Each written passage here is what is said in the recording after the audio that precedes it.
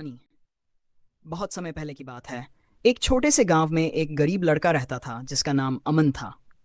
अमन की माँ बहुत बीमार रहती थी और अमन के पास इतना पैसा नहीं था कि वह अपनी माँ का इलाज करा सके।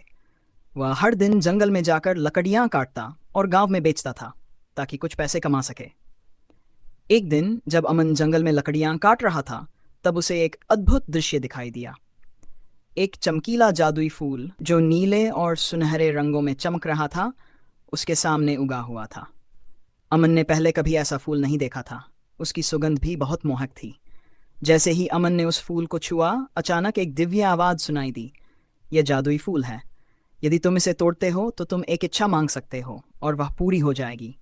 लेकिन याद रहे, इसे तोड़ने के बाद फूल हमेशा के लिए गायब हो जाएगा। अमन को कुछ समझ नहीं आया कि क्या करे।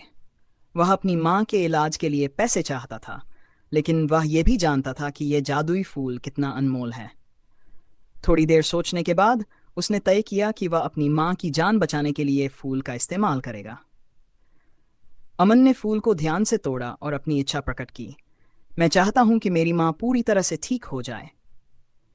जैसे ही उसने ये कहा, फूल की रोशनी और भी तेज हो गई और एक पल में गायब हो गया। अमन को थोड़ी निराशा हुई कि अब फूल नहीं रहा, लेकिन जब वह घर पहुंचा तो उसकी माँ बिल्कुल स्वस्थ और खुश दिखाई दी। उसकी माँ ने कहा कि वह अचानक बहुत अच्छा महसूस कर रही है।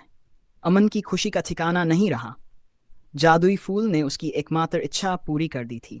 वह जानता था कि उसने सही फैसला लिया है और उसकी माँ का जीवन ही उसके लिए सबसे बड़ा खजाना था। इस प्रकार अमन और उसकी माँ खुशी खुशी जीवन जीने लगे।